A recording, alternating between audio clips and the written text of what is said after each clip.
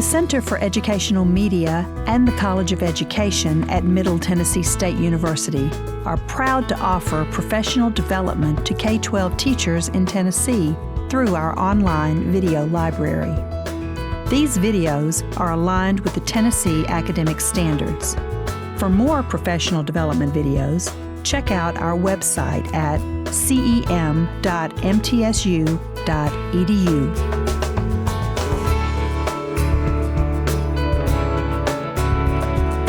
This video is aligned with the following Tennessee academic standards.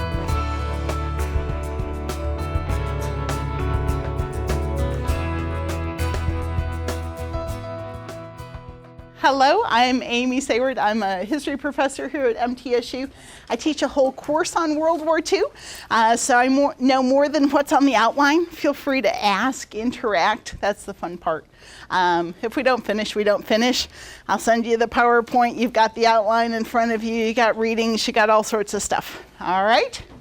Ready to get started? Okay. So, first of all, how many of you have heard of World War II?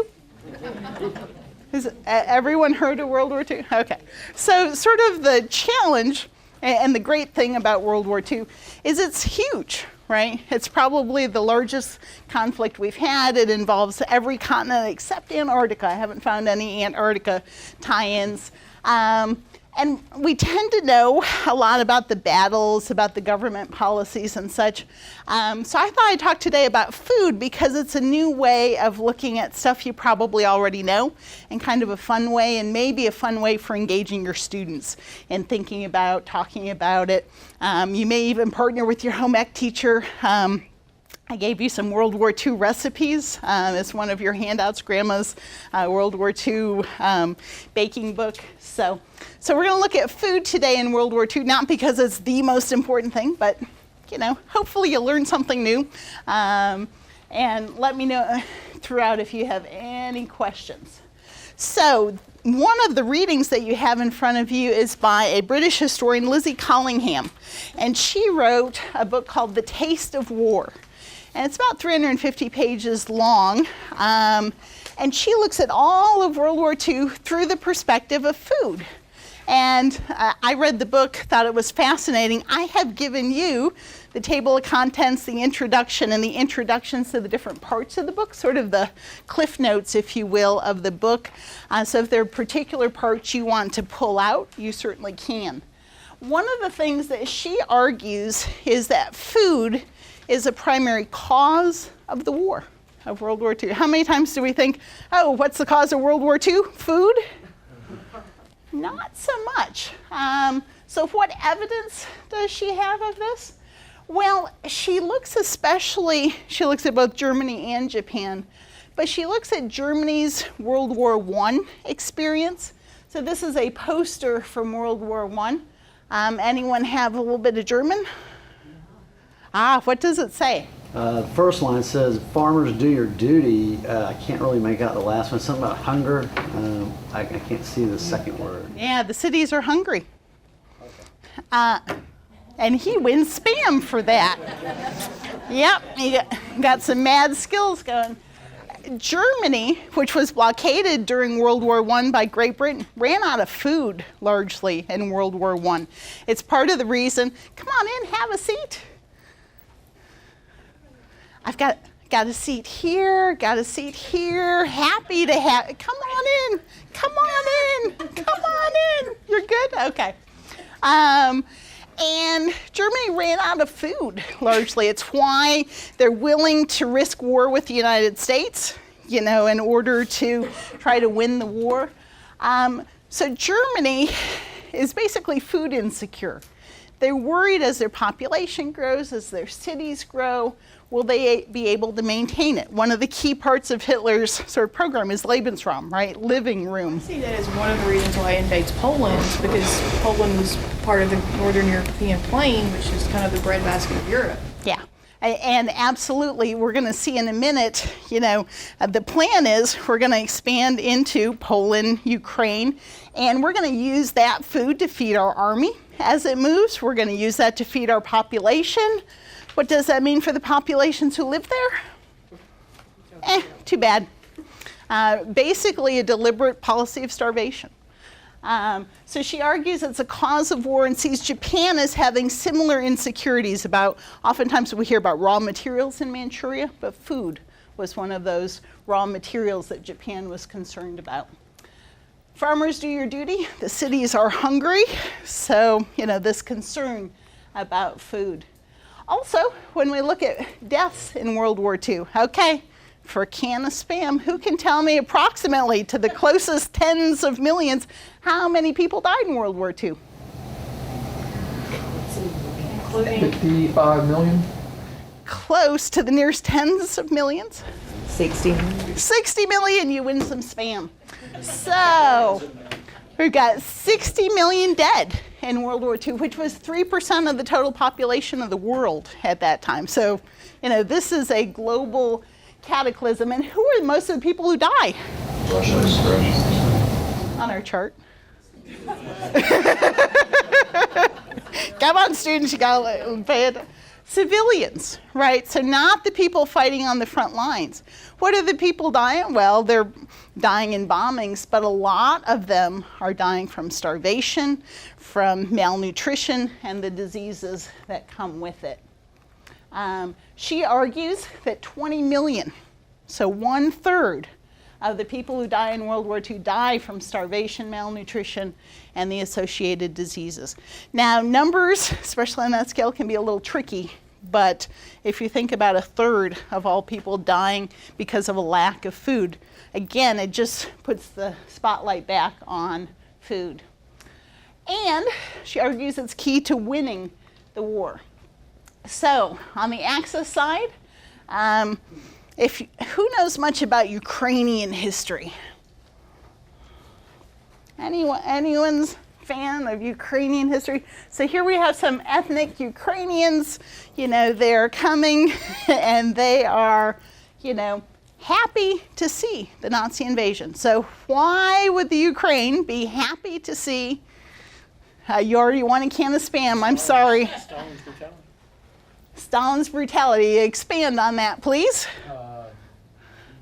What had happened in Ukraine in the 30s? The breadbasket of the new Soviet Union, collectivization of agriculture, liquidation of the kulaks. Millions had died, right? So millions dying in the Soviet Union. Unfortunately, not a new story for World War II.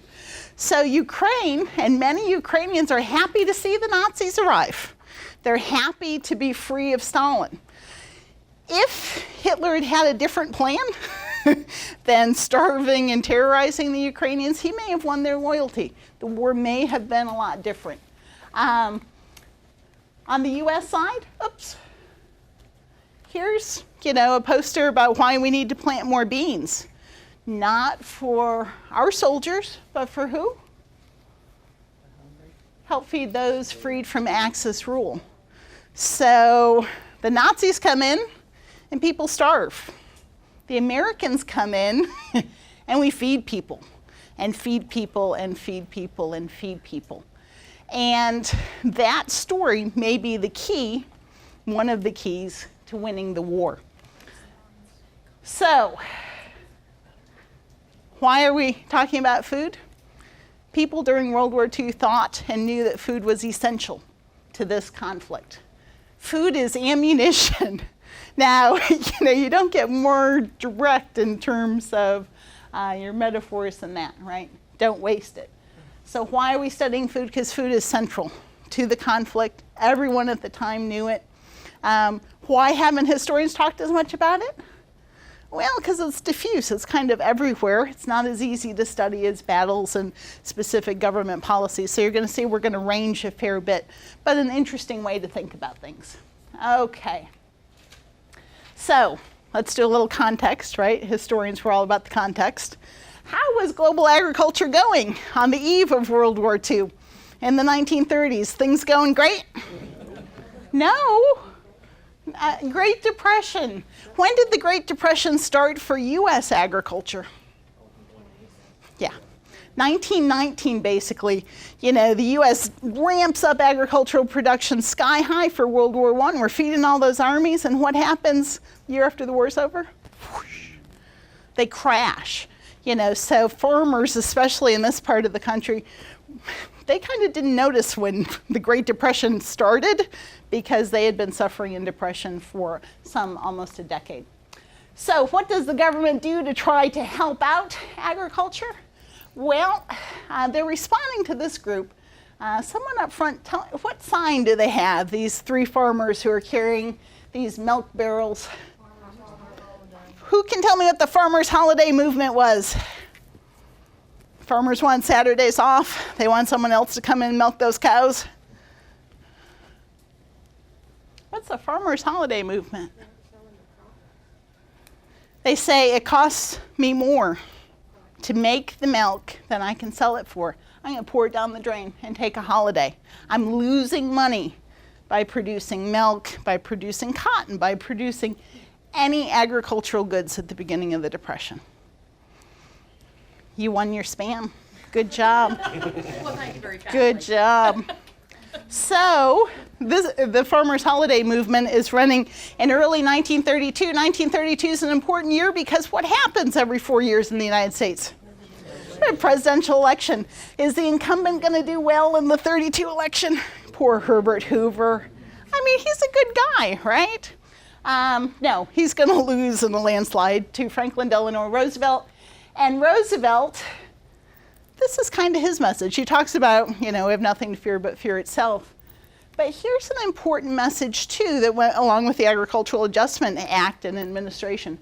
America has plenty of food for everyone, right?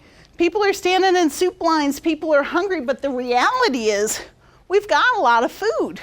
More than enough food for everyone in the United States.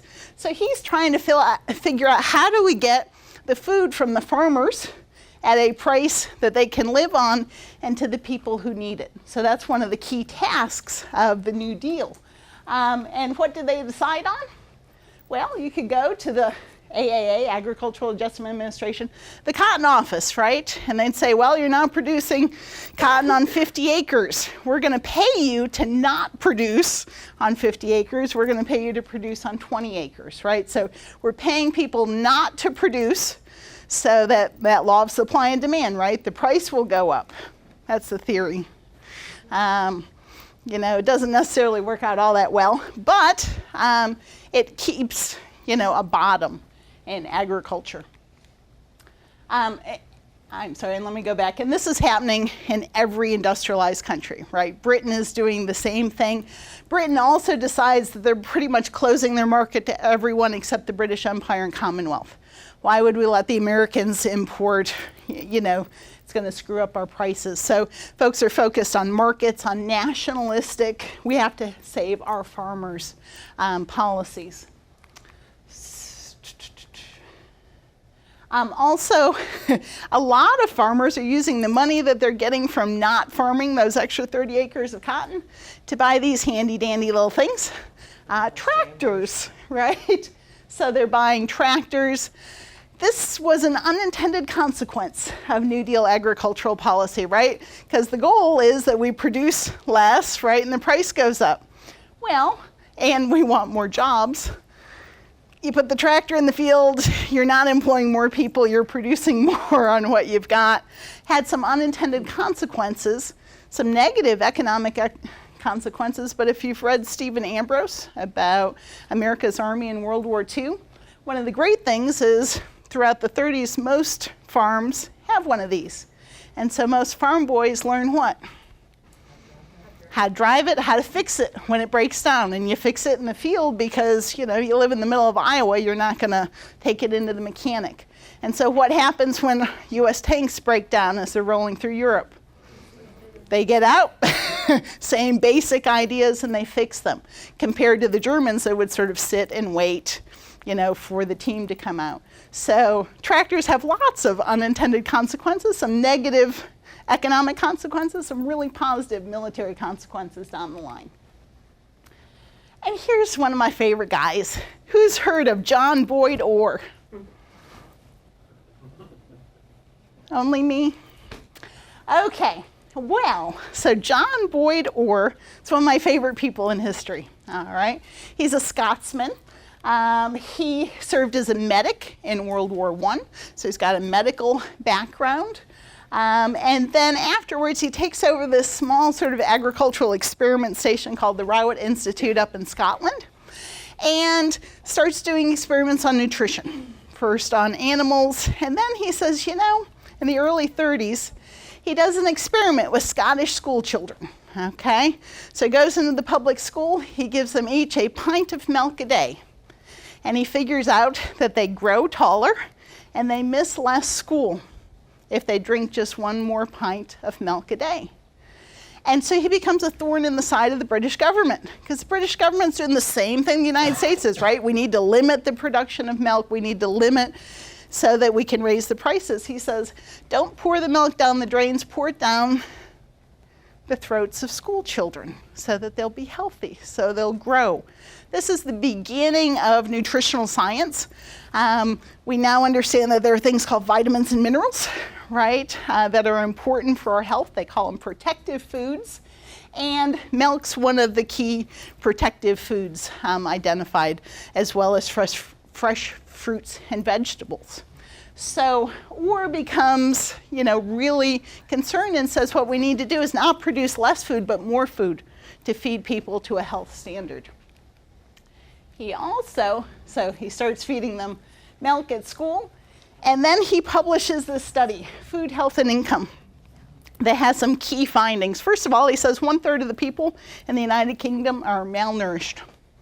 They do not have the vitamins and minerals, especially, and some not the calories, to sustain health. This is a problem, right? He also says that poor people in Great Britain spend up to 75% of their income on food, and that they are least likely to be able to buy those protective foods of milk, fresh fruits, and vegetables, so they get sick more, they're less able to keep a job, and poor nutrition is what keeps people in poverty. So he's making these specific nutritional arguments, but then they have much larger social policy consequences. These ideas, not just from John Boyd Orr, but folks in the U.S. Department of Agriculture and other places, make it to the League of Nations. Okay, who can tell me what the League of Nations is? Created after World War I as part of Wilson's 14th War. Absolutely. And so, people hoped it would keep peace through collective security. It does a pretty lousy job at that. But it starts doing some of the social and economic work that the United Nations does today. And Lord Stanley Bruce, Lord Melbourne, Stanley Bruce from Australia, he reads about this research and he says we need to rethink the relationship between food and agriculture. So we need to produce, he takes basically plagiarizes Orr's argument, says we need to produce more food. We need to give it to the people who are too poor to have what they need to be healthy. So he calls this the marriage of nutrition and agriculture. And in fact, the League of Nations is going to spend the next 4 years working on questions of nutrition. How many of you knew the League of Nations worked on nutrition? See, you learned something at least today. Okay. And in fact, they continue moving forward. They publish a book in 1935 called The Physiological Basis of Nutrition. Now, we're used to this thing, right? Nutritional facts. Tells you how many calories, how much. This is all brand new in 1935. People didn't know what exactly you should eat and in what proportions. The other, and it strikes us as bizarre today, the other wild thing that happens when they do the physiological basis of nutrition is they say, you know what? If you're African or Indian or Caucasian, you have the same nutritional needs because you're human beings. It starts to break down some of the racial prejudices and ideas you can find in the official literature. People in Britain thought that Indian people needed less calories because, they may do on a lot less than the British, so they must need less. They must be somehow different biological specimens. This starts to break down that idea. The other thing that happens, Belgium reads this and says, we're going to start a program and give milk to all the kids in school, right? Getting milk on your lunch tray, that's something we all grew up with. It's brand new in the 30s, this idea.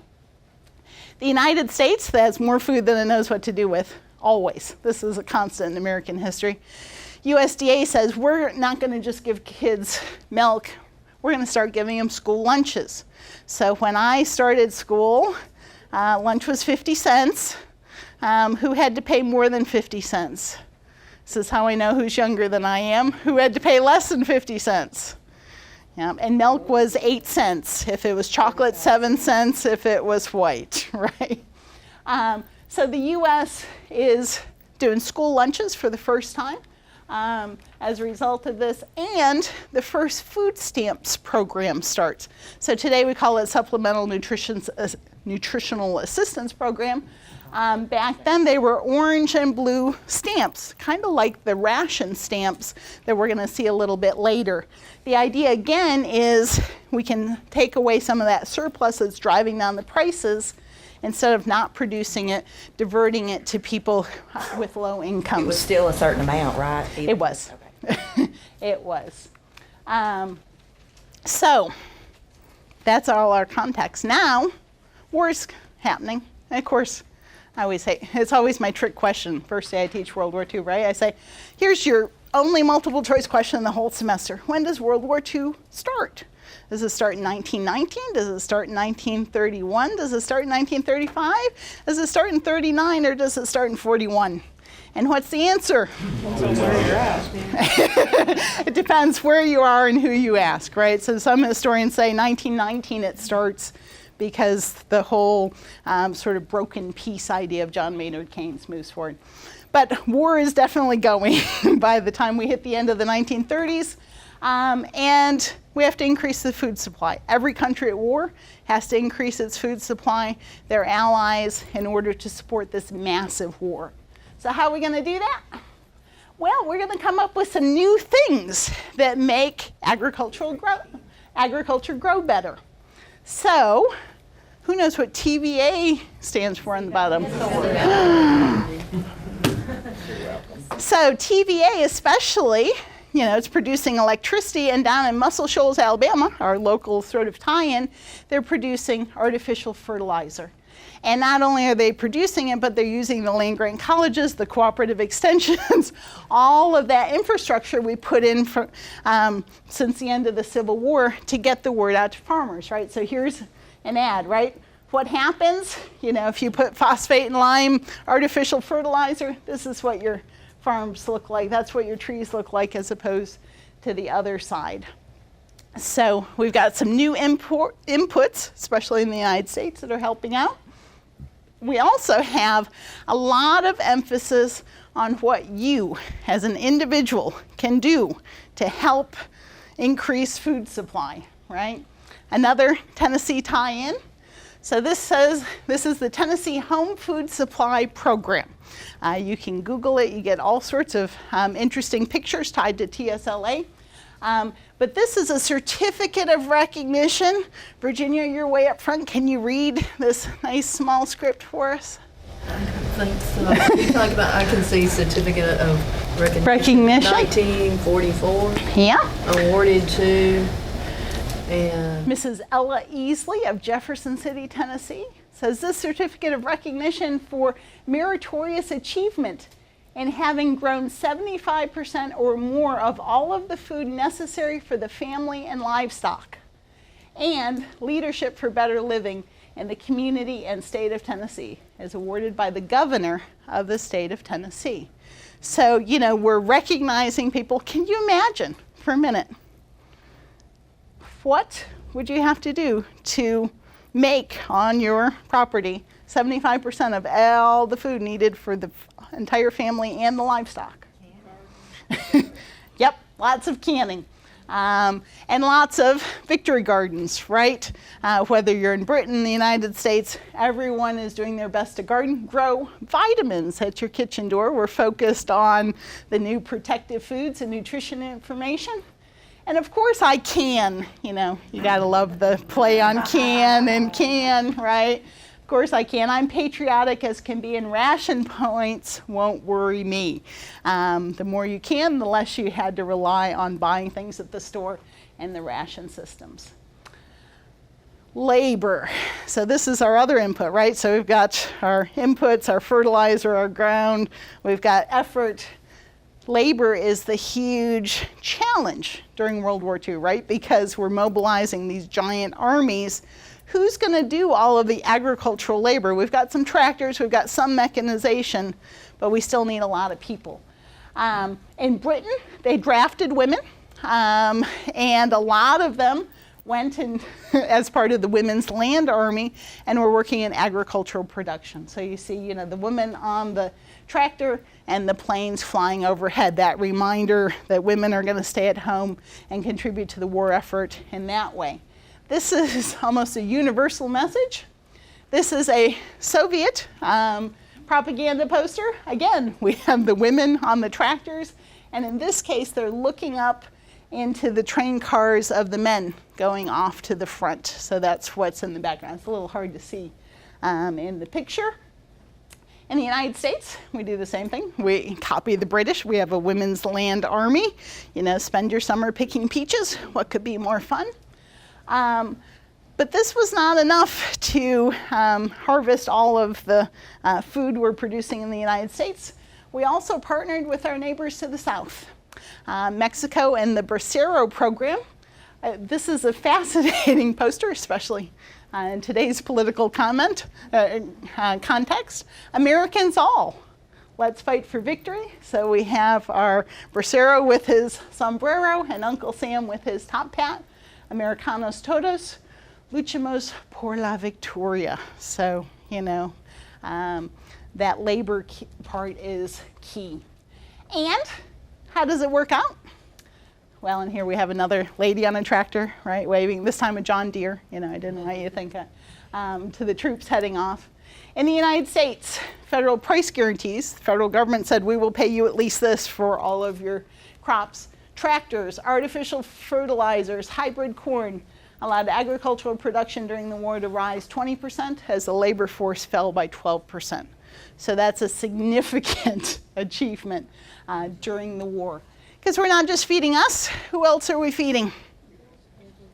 All the allies, all of the liberated territories. It's taken everything we've got. Well, so we've got to feed the army, right? They're the folks who are going to win the war, the world's armies. There's a lot of focus.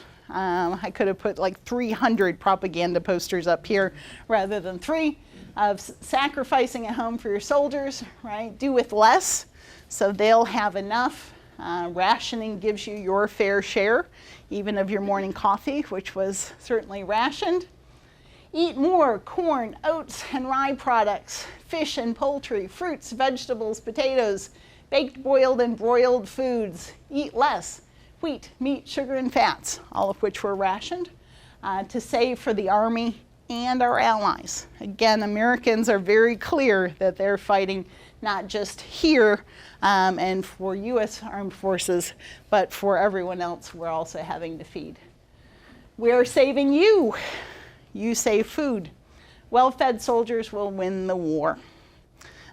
This is not a motto that the Japanese had. One of the chapters in Lizzie Collingham is called Starving for the Emperor. She estimates that more Japanese soldiers die of starvation and related than of military action. So America has a very different view towards food and its abundance. Battle of the Atlantic. Who can tell me what the Battle of the Atlantic is for a can of Spam? Walt? That's against U-boats.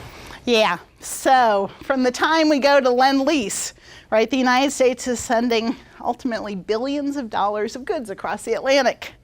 And if you look at the chart at the beginning, an awful lot of it's going to the bottom of the Atlantic Ocean, never getting where it's going. And we see a pretty significant peak here in 1942. Some changes in tactics and technologies helped to turn the tide. But a lot of times when you hear about the Battle of the Atlantic, it's about we have to get troops over, we have to get equipment over. But probably more important was we had to get food over. And because food is such a focus, we're going to have all sorts of foods that we need for shipping. Anyone who's been in the armed forces, who's eaten powdered eggs? Big size, right? All of the nutrition, none of the texture, right? But all of the nutrition. Same thing for dried milk. Who's drank dry milk? Yeah. So growing up north of Buffalo, New York, my mom had a blizzard shelf. It had dried milk, right? So in case we're snowed in for more than 7 days, that was the milk supply. But again, you want to put the most amount of food and nutrition in the smallest amount of space in the most durable containers that you can get. And of course, the fan was Spam.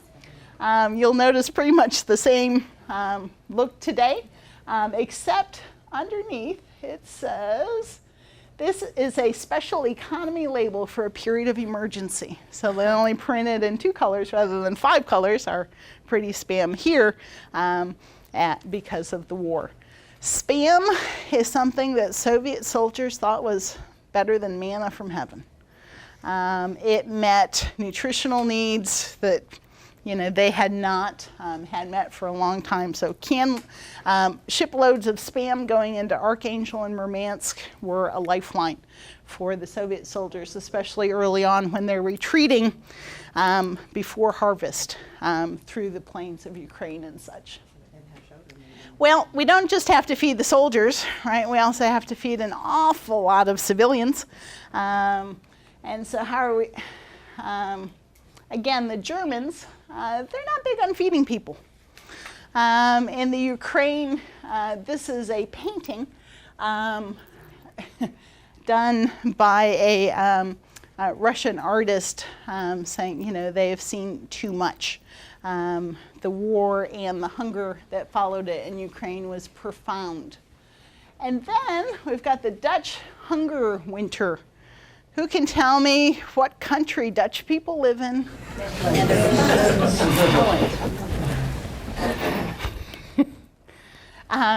So why are the Dutch so hungry in 1944-45? No?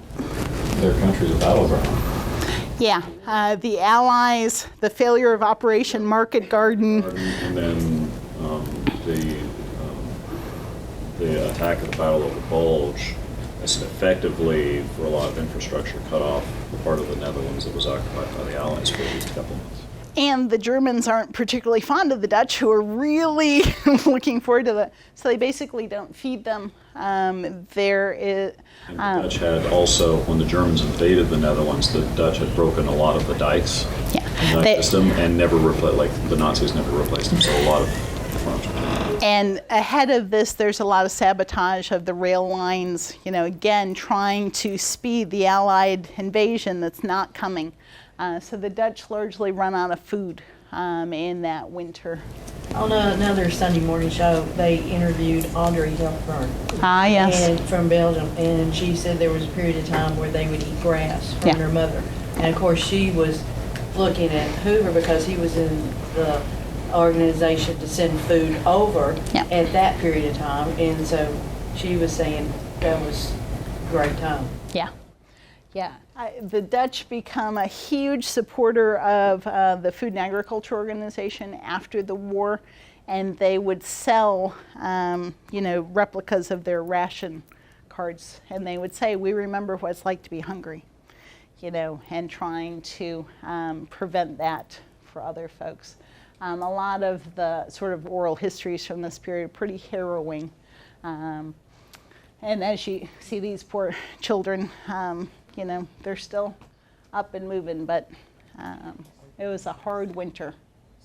Yes? Just real quick. When I was learning German back in the late 80s, I was out in California. This woman, long story short, she asked me if I was British. I said no. She said she was from, I said, how do you know about, blah, blah, blah. She was from the Netherlands. She'd gone over to England as a child during World War II with the whole children transport over there. I said, well, I know Dutch is very close to German. And I said, I speak German. I'm learning German. She goes, I don't ever want to hear the language again. I despise it. And this was 40 years after. She despised it. Her brother was killed by the Nazis in the underground, and she still harbored very ill feelings about the Germans. Yeah, a lot of people suffered a lot during World War II. There's kind of a bad Brad Pitt movie called Fury. But the one sort of, what I thought was helpful or interesting part is how difficult it was for the civilians as, the Nazis are retreating or not, the Allies are advancing or not. What do you do? What don't you do? Because you can be killed either way. How do you, it was very difficult for civilians as these lines are moving back and forth. And if you lived in the Ukraine, if you're still alive, the Soviets figured you must have collaborated with the Nazis. The Ukraine, not only do the battlefronts move back and forth, but the reprisals both directions were pretty horrific. The other, probably most famous period of hunger comes with the siege of Leningrad. Who can tell me where Leningrad is? Northern USSR, right on the Baltic. Absolutely. And here's the map. So the Germans advanced, you see the Wehrmacht, and they have cut off Leningrad. That's right there on that wonderful isthmus. More than 900 days until they break the siege. So how do you get any food in there? I mean, no human being can survive with no food for 900 days. How did they get the food? Some food into. Winter, it froze over, they came across the ice. Yeah, they ran a highway. They even laid railroad tracks and would run that train until it sunk to the bottom of Lake Ladoga that you see there in the upper right-hand corner. But nonetheless, even with that, here's a painting of, here's a day's food for a worker in Leningrad. You'll notice the cup is empty, very intentional by the artist. And the candle is actually made from a shell casing. The people who survived the siege of Leningrad, and some 1 million died, did so, by the skin of their teeth. Read in a book titled Leningrad that early on when the Germans hit, they knew where their food storage facilities were. It was all pretty much all located in one spot because of all the distributing out. So. Yeah, the Soviet Union doesn't do well in preparation for this war, to say the least. They're pretty utterly unprepared in terms of military, as well as, they're trying to harvest half-ripe food as they're retreating behind the army. The first year is particularly grim. And it's one of the reasons that the U.S. is running supply ships into Murmansk, which is way up north. And so, they were sitting ducks for the Luftwaffe because they have to travel in the channels cut by the icebreakers. They can't, maneuver a lot. They lost something like 80% of all of the ships, but the United States said, those 20% that get through are so crucial that we'll do it anyways. The British and every other country engages in rationing, right? He's back, my favorite guy. So John Boyd Orr, leading nutritionist in the British Isles, he's tapped to come up with the rationing system. So he says, okay, we're only going to get so much of the most important protective foods. He particularly identified cod liver oil. Who's had cod liver oil? It's really good for you. Tastes like cod liver oil. Yes, but really good for you. High in vitamins, minerals, fats.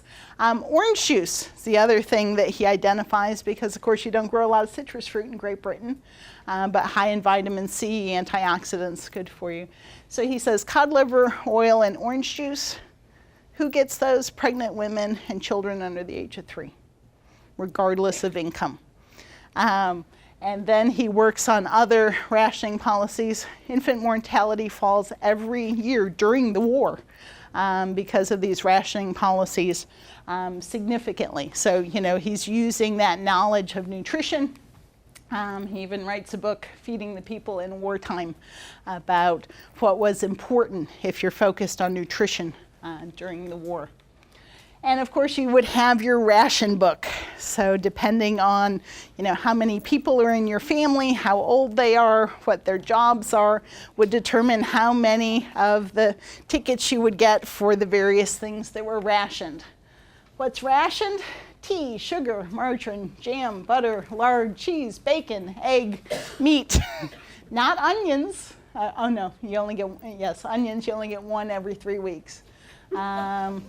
There's Spam, it makes the board, right? You needed your points to get tinned meat, corned beef, or Spam, the important things. Pretty much everything was rationed in order to spread the requirements, because Britain was the largest food importer in the world in the 1930s and into the 1940s. So a lot of emphasis on growing more food at home and on rationing. The U.S. also rations, not surprisingly. Here's what a ration coupon looked like. So here are 5 points towards your meat, fats, fish, and cheeses. And your butcher would have points rather than sort of money that was required. And again, what are you supposed to eat more of? What are you supposed to eat less of? And of course, on Mondays, what would any good patriotic American not eat? Meat. Meatless Mondays. And on Wednesdays, you didn't eat wheat. So one of the things that I gave you there is, one of your handouts is Grandma's, oops, thought that was class there. It wasn't. Grandma's Wartime Baking Book. Everyone had that one. There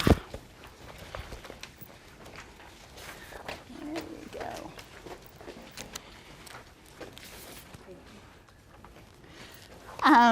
This is one of the things I think can be fun, with your students. What she's done is put together a little bit of context at the beginning, an introduction about food, and then some of the actual recipes from the period.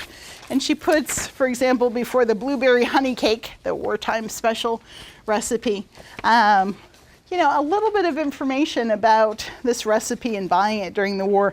This was my particular favorite. She says, although I remember my grandmother making her sugar cookies with chicken fat, and have frequently seen it listed as an alternative for butter in recipes, very few recipes were published that actually called for chicken fat, oddly enough. But again, if butter and margarine, what do you do if you want to make your cakes, right? Since it's usually made at home, it was not in short supply, chicken fat. This recipe is based on a February 1943 issue of the Farm Journal and Farmer's Wife. It uses honey and home canned berries or cherries. So again, things that you would have at home, things that you produced at home. Serve it with a colorful lemonade and you'll be a home front hero. Especially, sometimes you have students who are less interested in the traditional World War II topics. I was doing a program review up at Indiana University of Pennsylvania, and this one young lady was raving about the history department. She's like, I'm a double major in textile merchandising, which you may have seen in the hallway here, and I took my first history class, and she let me design a dress from World War II, and I was hooked. So sometimes thinking about other ways that students come into and get interested and excited about the study of history. You could imagine a World War II potluck. There's a whole cookbook attached to this, if you wanted to have your students. And she wrote another book on Grandma's wartime kitchen, so, you could do a whole thing on food. And she also talks about different portion sizes. People ate a lot less and were a lot smaller than people like me back in the 40s. But one of the things about U.S. rationing policies, and you get the sense with meatless Mondays, wheatless Wednesdays, a lot of it was based on voluntary, there are rationing coupons, but a lot of it was sort of, please do this, right? Please have a garden. It was not an issue of starvation in the United States. It was in the Soviet Union, it was in areas of Japan, but again, our surplus with the Great Plains and our agricultural productivity means it was a different war for us when it comes to food than it was for other countries. Yes. About home demonstration clubs. Oh, yes. You know, there's home demonstration clubs like in the community that I grew up in. My Yeah. grandmother was a member, and they still tried to keep them. But was that everywhere? Or was that It was. It tended to be everywhere, especially in rural areas. So, of course, growing out of the land-grant colleges, first you have the cooperative extension, 4-H, the home demonstration programs, the professionalization of home economics, and then tied to those home demonstrations, right? And a lot of the women's magazines begin to grow up during that. Better Homes and Gardens, right, are tied to that sort of focus on scientific homemaking, you know, and giving, disseminating information about, you know, recipes that you can make without wheat. How do you make a cake without wheat? So yes, that's absolutely part and parcel of especially rural people's experience during the war, and a lot of people tied to all of those 4-H, and I'm trying to remember the name of the act, but the federal government's funding a lot of it because they want, you know, our agricultural economy to work better. So this might seem a little out of, you know, how do U.S. prisoner of war camps pop up in a lecture about food in World War II? They do have to eat, and that's why the British countries of North Africa were not at all interested in keeping POWs. The U.S. starts the war, and we did not have a plan for POWs because we assumed, you know, we're fighting on different continents. They would stay there. They go to where the food is. Most of the POWs who are held long-term come to the United States, and you see a map here of where those POWs end up. Closest to us, Camp Forest, I think down in Bedford County. Franklin Coffee. Yeah. Oh, thank you, thank you. Interesting story. My great uncle, he had a farm right next to Camp Forest, and the government contracted with him to grow potatoes. Then the POWs came and dug the potatoes, and then he sold the potatoes back to the military. Yep, yep. Yeah, the federal government's largely trying to run the entire economy between price controls, wage controls, quarterly income taxes, you know, trying to manage the economy in a way that'll be most productive or circular. And a lot of people have those stories, right, about the prisoners of war who are cutting lumber down in Louisiana, who are, you know, serving as the labor for a lot of that food, because under the Geneva Conventions, there are a lot of limitations on what prisoners of war can do, and depends on their rank. But helping with food, which is not directly a military good, was something that was allowed. This is a little off topic, but even with the maneuvers in Middle Tennessee, Yeah. it had a huge impact on food in this area because they had to feed the soldiers that were here. And the U.S. government pays a lot of money in agricultural damages for fences, cattle, other things, crops that are destroyed as part of that when you've got, you know, troops tromping all over the Middle Tennessee area. Absolutely. So here's one of my favorite statistics about prisoners of war held in the United States. Do you know how many attempts there were to escape from U.S. prisoner of war camps up until 1944? Zero. In 1945, that number increased a lot because people didn't want to go home. They wanted to stay here.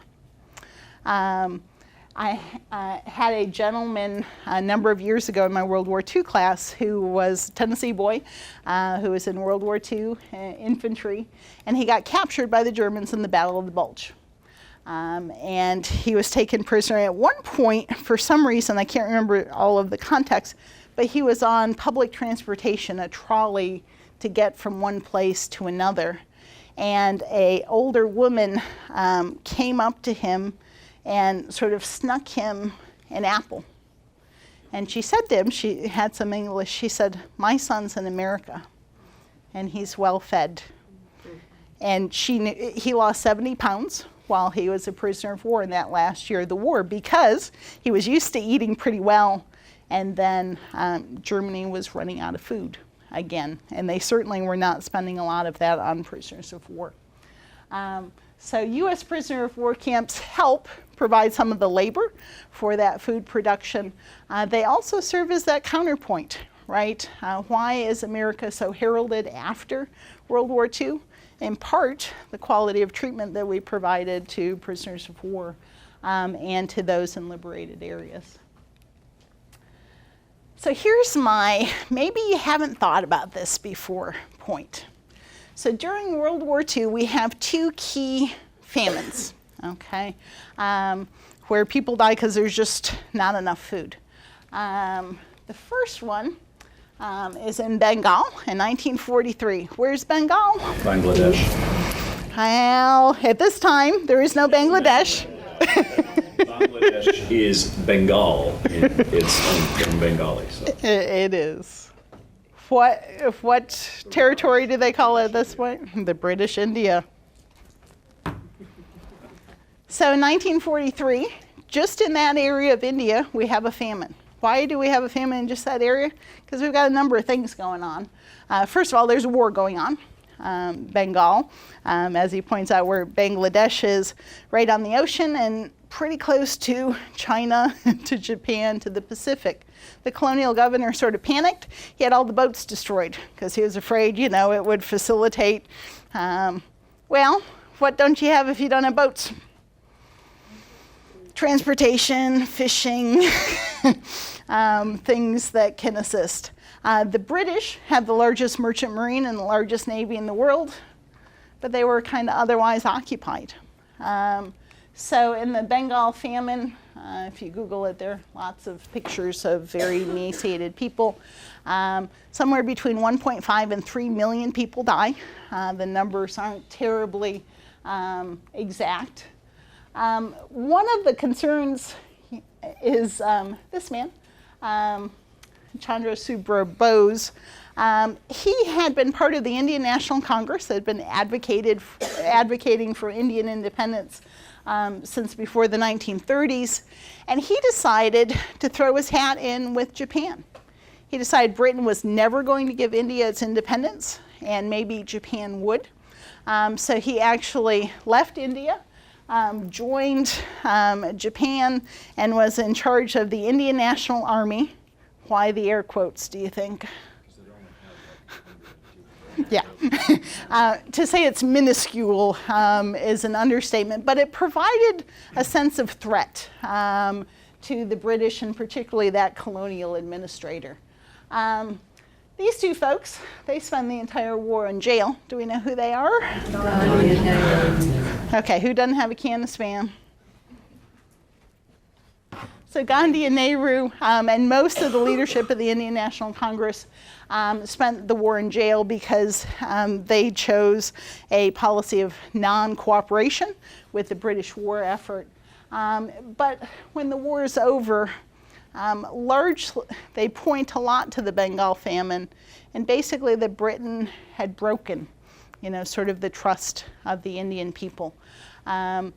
India gains its independence in 1946 pretty quickly after the war.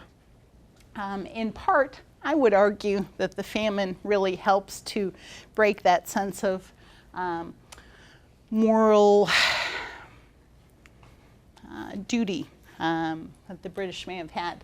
The other famine takes place in Tonkin. Who can tell me where Tonkin is? Who doesn't have Spam and can tell me where Tonkin is? Kelly, where's Tonkin? Vietnam? Yes, it's the northern part of Vietnam. So who's in charge of Vietnam in 1943-44? French. Well, sort of. The Japanese. The Japanese had invaded, but they decided the French didn't have any place to go. They kind of stayed, the French administration, but they're under the overall rule of Japan, which is running out of food, not real keen on sending a lot to this particular area. So in 43-44, the rice harvest fails, and approximately 2 million Vietnamese, they would have identified as Vietnamese, they're living in French Indochina, die. And this man, He has many names over his lifetime. What's his most famous name? Okay, who doesn't have spam? Haley. So Ho Chi Minh, in 1945, right after the war's over, the British come in and disarm the Japanese. And the British really want to get out of there, and the French really want to come back. He declares independence before the French can come back. The Vietnamese Declaration of Independence, you may be familiar with it. All men are created equal. They are endowed by their Creator with certain inalienable rights. Among these are life, liberty, and the pursuit of happiness. It literally starts when in the course of human events it becomes necessary for one nation to separate itself. Why does he copy Thomas Jefferson? You know, he says, this immortal statement was made in the Declaration of Independence of the United States of America in 1776. In a broader sense, this means all the peoples on the earth are equal from birth. All the peoples have the right to live, to be happy and free. And he goes on, structured just like the U.S. Declaration of Independence, and in listing the grievances, he specifically lists the Tonkin famine. You know, the French abandoned us to the Japanese. They let us starve. They have lost all moral claim to be benevolent rulers of this area. Now, of course, the French do come back. They fight a war. Then the United States shows up. They fight a war. All of the Vietnamese people who died in both the French Indochina War and the American War in Vietnam do not equal the number of people who die in the Tonkin famine. Give you a bit of perspective. The United Nations. Who can tell me what the United Nations is who doesn't have a can of Spam? Just a coalition of nations that work together for peace. Absolutely, and that's the best possible definition because initially it is not this post-war organization that's in New York City. It's what the Allies called themselves. They called themselves the United Nations, right? So it can be confusing to students if you're reading documents from 41 to 42 because the United Nations? Wait a second, they're not established yet. So the Allies called themselves the United Nations, and then they called the Global Organization for Collective Security and Social and Economic Programs, they established the United Nations as well. And from the beginning, when they start thinking about it, it's largely built around food, if you think about it. The Atlantic Charter, when Roosevelt and Churchill say why we're fighting this war, it was about freedom from want, freedom from fear, freedom of religion, freedom of speech. And who can tell me the artist who puts this into? Norman Rockwell. He does a whole series of posters. And what is freedom from want all about? It's all about food, right? And it's interesting. There's a great article by Robert Westbrook who argues that democracies have a little bit of a challenge when it comes to recruiting people to fight in wars. Because, you know, if you think about, you know, why does government exist? In the Declaration of Independence, why does the government exist? To protect the people.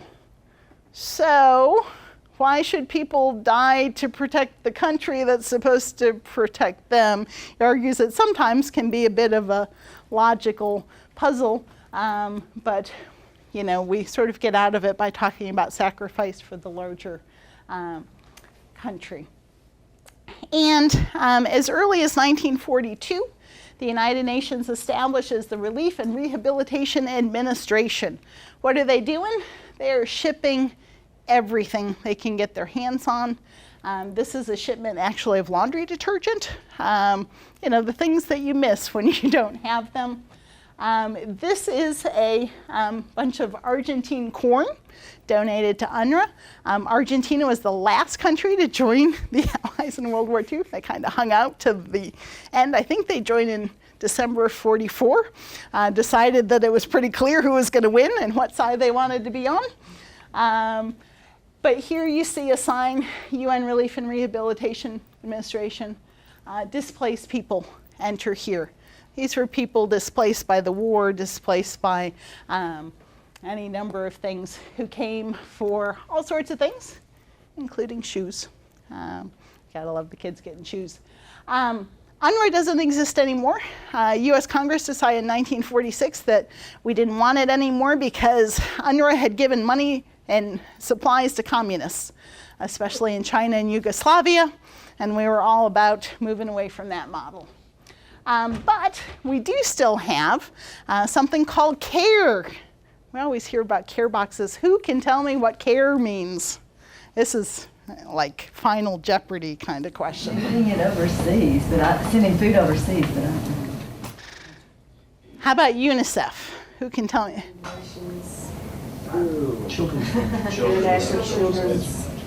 Emergency relief. See, the problem is UNICEF has kept its acronym but changed what it means. It absolutely today means, oh, you already have Spam? You have one? Okay. Who doesn't have a can of Spam? So UNICEF does today mean the United Nations Children's Fund. What about the I and the E? It was the United Nations International Children's Emergency Fund. It was supposed to be a short-term thing, continued long after. And CARE is the Cooperative for American Remittances to Europe. Yeah, you never would have come up with that one. Here was a CARE package from right after World War II. What's it have? 5 pounds of milk powder, 7 pounds of cheese, 5 pounds of rice, 5 pounds of beans. These come from U.S. firm.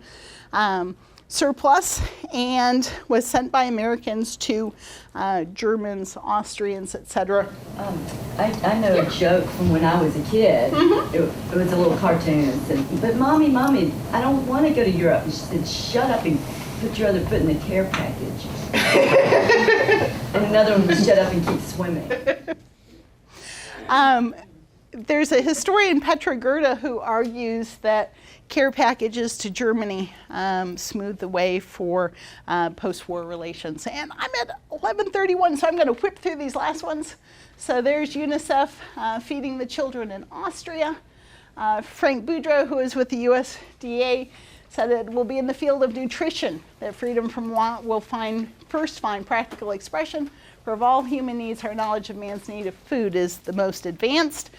He and fellow nutritionists directly lobbied Franklin Delano Roosevelt, and the very first UN organization created was the Food and Agriculture Organization at the Hot Springs Conference.